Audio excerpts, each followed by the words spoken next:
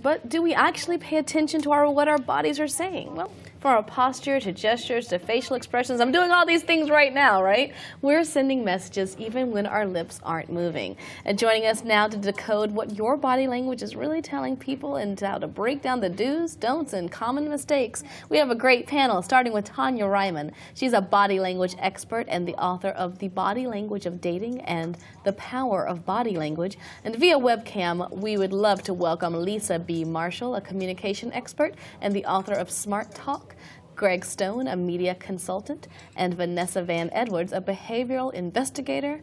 And another fantastic individual is joining us shortly. But right now, I want to welcome everyone. Tonya, like when we look at this, our body language is something that everyone knows matters, but so few of us know how to control it, right? It really controls us. Well, what happens is we tend to go on autopilot. So we wake up and we just go on with our day. We don't think about the movements we're making.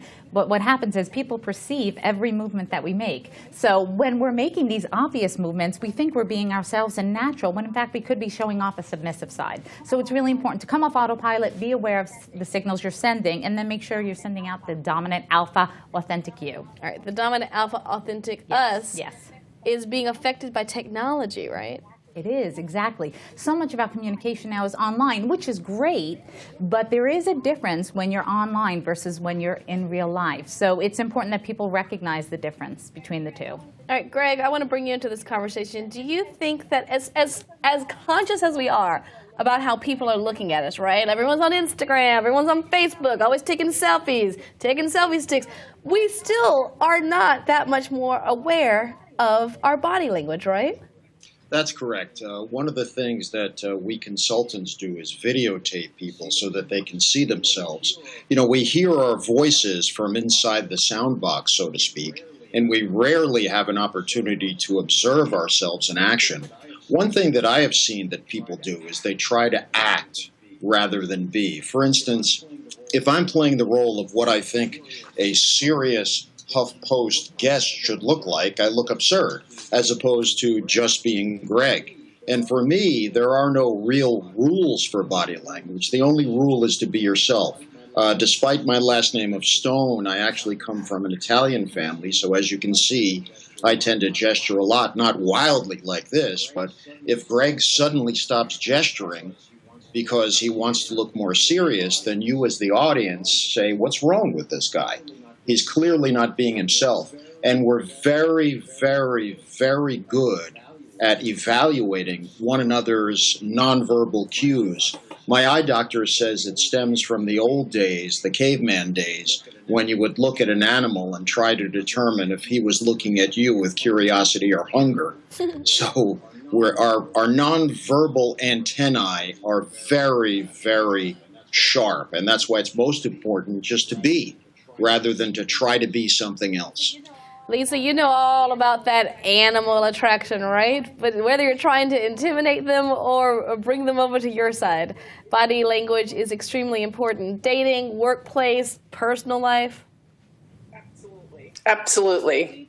We need to understand behaviors. Now, I would suggest that we think about strategically choosing behaviors. If we look at leadership documentation, what they're saying now is that strong leaders have a mix of behaviors. They have both the dominant behaviors and the compassionate behaviors.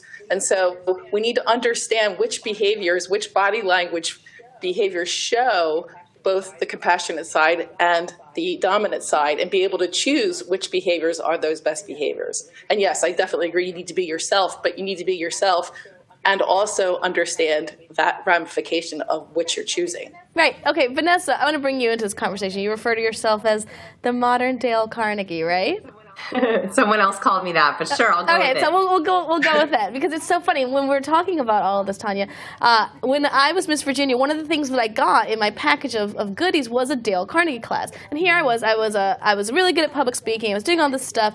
And I was like, what could I possibly get from that? Changed my life, because as has been mentioned, when I saw myself on videotape, when I actually had tools to hone, it completely made me a much more effective communicator, closer. I think that these types of things cannot be undervalued. Yeah, and also we're talking a lot about our own body language, but a lot of nonverbal is also what we read in others. So I think that, speaking of Dale Carnegie, he talked a lot about you have to be interested to be interesting. And so body language isn't just about you getting in your head about what are my hands saying, what is my face saying? It's also about trying to pick up on other people's nonverbal cues. Even just showing that interest towards someone else makes you more nonverbally engaging, and you get to pick up more from them. So it's also a two-way street.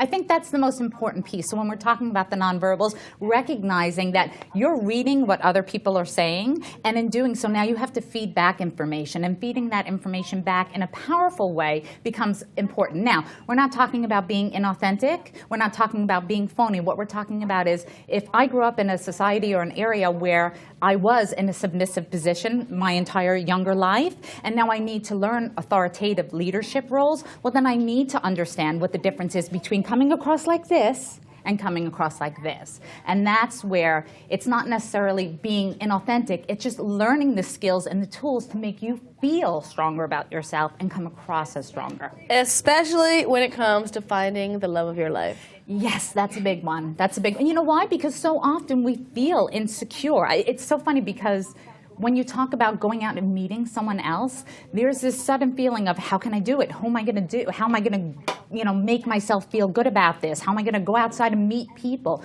And quite often we don't know how to do that, so our body language shows it. We go out and we sit there and we'll stay on our phones and we'll hunch ourselves over, and that is not what attraction is. It is not what attraction is. And Vanessa, also one of the good things about being aware is knowing if the other person is acting weird. It might not be because they're not interested in you. They just aren't aware of their body language. The more you know about the art of body language in general, the better of a communicator you can be. Not just because you're rocking it, but because you understand where the other person may or may not be coming from. Yes. I call it learning body language is sort of like watching life in HD.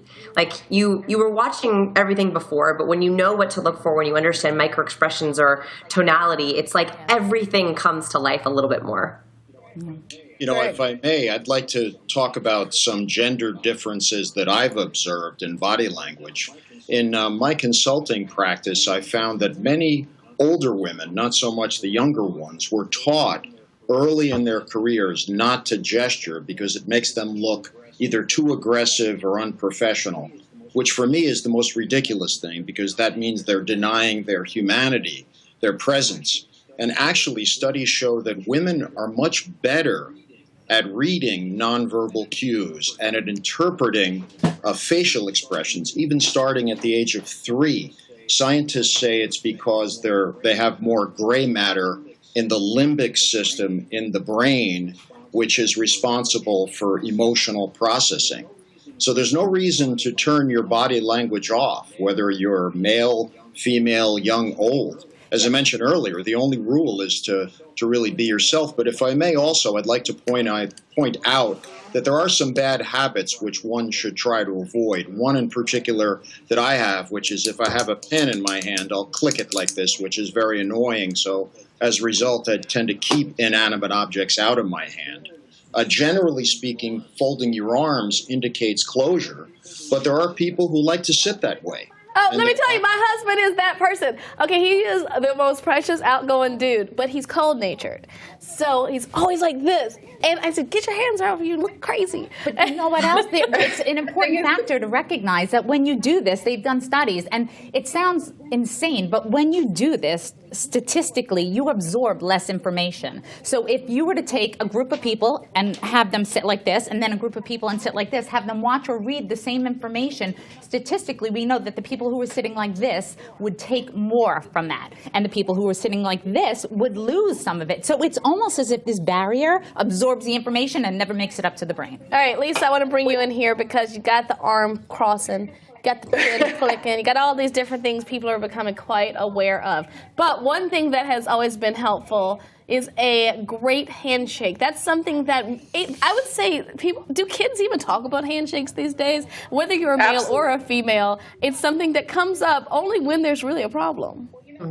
Well, you know what? In my seminars, I often find that people think they have a great handshake, and in fact, they don't. And so the key to a good handshake, but many people think it's a firm handshake, but it turns out it's actually web-to-web contact. A lot of people grip before they get to the web, and they don't have a good shake. And that is one of the first impressions that you make, often in business, and often in an interview situation. And so it's important to get that shake done properly. Okay, this is so interesting. Okay, so this is not a good one, right? Right, because now we're not really clasping. Hi, See, this nice to see you. Right, it's so lovely. Dainty. We're two ladies. Oh, hello, yes, but lady. here's the business one, right? Hey, how are you? What's up? And thumb to thumb, both up in the air, palm to palm. This is a good handshake, right? We are and sealing we're a the little deal. extended, but typically, 6 feet, that's usually where the handshake would be. And those 3 pumps up and down, that's it. That's professional. Now, you know let's what- talk about this. I want to bring you back in a second, Greg, and Vanessa, feel free to weigh into it. It's a conversation, not an interview. I need to know, in terms of looking for a romantic partner. Yes. There sometimes is a handshake. I feel like one might be inclined to be Yes. feminine. And You're right, because it's different when we talk about, we're in the bar meeting for the first time versus we're in an office setting meeting for the first time. And this is when touch becomes so powerful. I mean, realizing touch is one of the most important senses we have, right? So you realize when we touch, when we shake hands, man and woman, woman and woman, there's that electrical connection, and it's unforgettable. As a matter of fact, funny enough, Crest did a study where they talked about, most men might forget your name, but they're never going to forget your touch or your scent. And that's because those two senses really make the difference. So you smell something, goes right to the brain. You touch, you get that image right to the brain, and it's something that's unforgettable. And that's what makes it so special. So that handshake, while most people just go, oh, it was only a handshake, it never gets forgotten. And we judge people on that.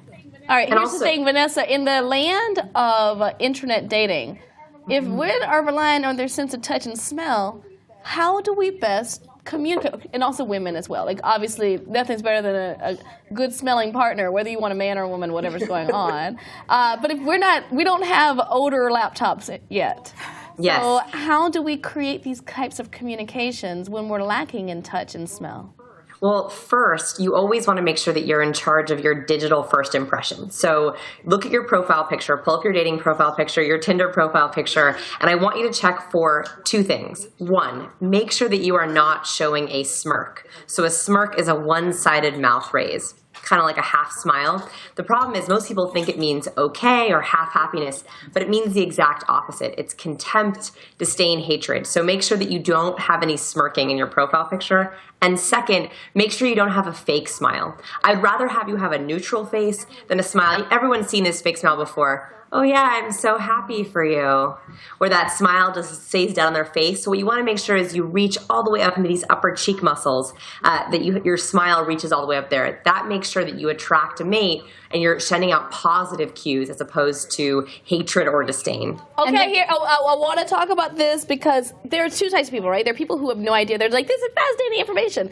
Then there are the people who have been trained in specific ways. That way that is being mentioned is more Right. sincere, but it's often not the most photogenic. So which wins? Right. Well, you know what? You want authenticity, but you want to practice that authenticity. So if you have a really gummy smile, like if we look at somebody like Rudy Giuliani, he has a really gummy smile. So there's ways to get around that. But I think going back to Vanessa's point, one of the most important points is that it's also up to date, because these days what I'm finding is people are going on online dating sites and they're finding a picture of somebody who might look great, but it's a 7-year-old picture. And then they get IRL in real life and they're like, oh, gotta go, see ya. So that's an important point, I would imagine, in your world as well, right? Mm-hmm. Yes. All right, Lisa, one of the things that you can make sure to do in our interpersonal communications, it's ironic, right, that we're doing this through the internet, proving the point of we're needing to update our things. Gestures. I mean, Greg mentioned earlier, women tend to not gesture as much because of things we've been taught, but it's an effective way of creating communication. So weigh in here. What are some ways people are misappropriating or not utilizing gestures to their best communication? Well, we need to use gestures in order to communicate a second message. So we have our words for one track, and then actually the visual track, the gestures give a second message. And those 2 messages need to be consistent with each other. And so what a lot of people do, unfortunately, you'll see in political debates, somebody will say, oh, I'm respecting that person, but then you see that smirk or you see the eye roll, and which are you going to look at? You're going to trust that body language and not the actual words that are coming out of the mouth. All right, Greg, So- we have a question coming in. I want to make sure I get it in before we run out of time. I know you haven't figured out, if you can figure out how to stop the pen thing. Someone wants to know about nail biting. They have a terrible nail biting habit. What are your tips and tricks to eliminate that? That is distracting. Anything that distracts is bad. Any repetitive motion, things of that nature. So if I'm biting my nails while I'm talking to you, that makes me look unprofessional, makes me look even rude. So I would be very careful about that. By the way, there is one thing that I'd like to mention, if I may, and that is that the most important aspect of body language, which is consistent from culture to culture across the globe, virtually everywhere it's been studied, is eye contact. If you maintain eye contact with the other person, it creates a connection. And if you don't, if you're looking down or to the side, it creates a disconnect. So that's very, very important. And if you Can I don't make a Yeah, Can I make out of a curiosity. special note? Oh, go ahead. Oh, I was going to say, just a special note. Eye contact is so important, but don't make 100% eye contact. The biggest absolutely. mistake I see is that's actually a territorial gesture. So 60 to 70% of a conversation should have eye contact. So don't feel pressured, because Mark is absolutely right. Eye contact is crucial, but you don't want to overdo it. And also for the person who asked about nail biting, there's a nail polish you can paint on your fingers. It's clear for both men and women that tastes horrible. And so you can actually put that on your nails so that whenever you get in the habit of putting it in your mouth, you taste that taste. So Full disclosure, trick. I know all about this nail polish. I also know people who just eat through the sadness. They just bite through the sadness. Lisa, I'm so sorry for cutting you off earlier. I just wanted to make sure we got to this other part, because I want to make sure that we talk not just about what's going on, but also some pretty popular people in the media, because it's not just one person's body language that can tell us a lot. Two people together are double the fun to interpret. So I invite each of you, we're going to start with Lisa. We have some popular power couples in photo, and we want you to tell us what's really going on between them. Is everybody ready? Ready. Oh, that was right. just pitiful. Is everybody ready? All right, first up we have the Bachelorettes, Caitlin and Sean. What say you, Lisa? Well, I'll just pass on that. That's certainly two people who are showing and expressing interest. Oh, that's some kind of interest. All right, well, then we have Tonya, Caitlin, and Nick. Let's Oh, wait, see. I want to go back to Oh, that, you wanna- because you know what? The interesting thing about kissing in that sense is really what we're doing is tasting one another. That's what the good science point. behind it, people don't realize. When you're kissing like that, you're actually doing that to taste one another, to see if there's a component of chemistry between the two of you. And just as a quick note, eye contact is cultural, so you need to make sure that you don't insult someone who is not of your culture, who might be offended by too much eye contact. And I agree, eye contact is universally important. Okay, just wanted to get those notes in. Well, they don't have any eye contact. Yeah, I know. Well, we usually, when we're intimate, we close our eyes as we get closer to kiss. But, you know, this is so interesting. You see the way they're holding each other. But look at this hand. It's not really wrapped around. It's touching the sofa. So that's an interesting signal right there. Why isn't it wrapped around her? Interesting. All right, I'm gonna let Vanessa go with start us off with Caitlin and Nick. So I actually can't see the video feed, so I'm going to have Sad to pass mine times. on. I'll be supportive from here, though. I could describe it for you, but that wouldn't work. Greg, are you video feeding? I do not see the video feed either, unfortunately, so I'll have to punt on this. I defer to the other guests. I understand, Tonya. Okay, so what do we see? This is a laughing kiss, if you will, and the eyes are open. So once again, when we kiss intimately, unless we've been kissing for a few seconds, we don't open our eyes. We keep our eyes closed. It's that imagination. So here we see the teeth are showing, so it's almost like a jovial touch. They're enjoying it. They might be a really strong couple, but at the same time, it's more of a fun, playful type of kiss. Oh, so who would you think she's going to pick between the two? Oh, that I can't answer. That No. I can't answer You yet. don't No. Okay, he could be just having a good time with both of them. Yeah, all right. Next up, we have Jennifer Garner and Ben Affleck. All right, let's look at this. Lisa, do you have any thoughts on these two and their body language? Look how they're positioned. She's facing forward and he's angled to the side. Typically, when we show interest in someone, we are angled at each other or actually directly facing one another. Of course, this is for a photo, but he's showing more interest in her by being leaned in towards her. Look at the eye contact as well. They're showing eye contact out to, one is to the photographer and one is off camera there. And so we can see that, again, based on that eye contact, that they are showing some level of interest outside of that. But you can also look at their smiles, right? What kind of smile does Ben showing? None, right? It's just this flat affect. And so when we show that natural smile to natural smile, we talked about it before, what that helps with is making you feel good and the other person feel good as well. And so even in photos, it's helpful to have that natural smile, the smile that she talked about before, when you engage those muscles around the eyes, which neither of them are doing in that photo. All right, so can you tell Tonya, can you see this now, Greg? No, I can't, but I do have a question pertaining to this, that I've heard that when couples are interviewed, if the silent person is looking toward the person who's talking while he or she is talking, that indicates a connection. Whereas if the other person is talking and the person who's not is sitting there staring into space, that indicates that they don't really care about that person. I don't know if that's a hard if you look at the old footage of Obama and Michelle, you see that really is strongly the case. Whenever Obama was speaking, Michelle was looking. Whenever Michelle was speaking, President Obama was watching. So that is a very good case in point. In that last photo, though, I also want to point out, if you look at Jennifer's hand, and first of all, whenever we're looking at a snapshot, it's a second in time. So you have to realize we have no idea what the buildup was or what the 5 seconds afterwards are. But look at Jennifer's hand. See how she's also closed? Her arm should kind of be wrapped around Ben, and it's not. So that's a big tell as well. That's very interesting. Vanessa, one of the interesting things is couples, whether or not they are genuine couples or not, frequently go through media training together to make sure they're not giving off these inadvertent hints to the insincerity of their relationship. Yes, Exactly. yes. They're often told about the eye-gazing cues, touching cues. One way that you might be able to sneak peek if you're watching couples on the red carpet or you're looking at pictures of them, one thing that people often forget is the direction of their feet. So when we're really drawn towards someone, when we have a crush on someone, we want to physically move towards them. And so we end up pointing our feet towards that person. So if someone's in a fake relationship where they're kind of disconnected from the relationship, they'll often point their feet away or towards the exit. So next time you're looking through pictures, you're watching a red carpet, look at where the feet's pointing. All right, well, one couple that has had quite the tenure in the media, Hillary and Bill Clinton. All right, Tonya. These two are very interesting. And one of the first things I want to bring up is a signal that somebody is not in an intimate relationship is when you pat somebody on the back. That's usually like a wrestler's tap out. I'm done, right? So you hug somebody, you tap them. We see these two do that all the time. So that's an interesting thing to see. Yeah, I've witnessed this whenever I analyze them. The hug is always tap, tap, tap.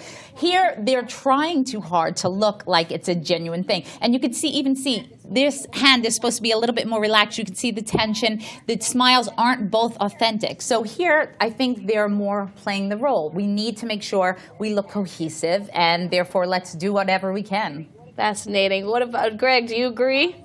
And obviously you can't see the picture, but in your analyzing of the Clintons over the years. Well, it's interesting. While you folks are talking about this, I'm trying to envision the pictures, so I'm kind of having fun inside my head. But I will say this, that at the height of the Monica Lewinsky scandal, I heard this from someone who was with the Clintons, that on the plane going to Martha's Vineyard, they both had window seats. Well, hey, look.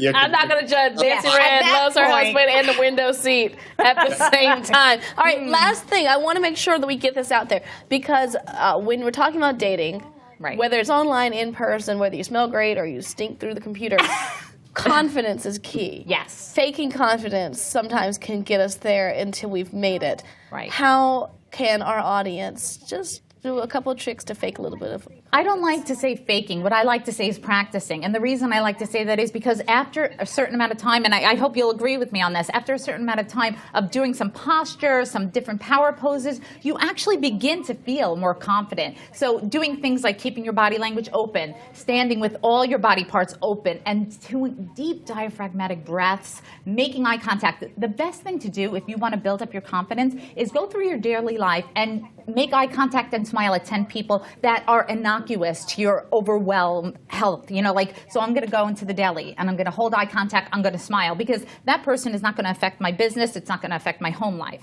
And you do this often enough and it becomes habitual, and then you start feeling more confident and you start feeling more powerful, and it becomes an ordinary, regular job. You just do it, it's natural. Lisa, do you agree? Can you just make it, can you just give it a whirl and hopefully it just becomes innate, like practicing the piano?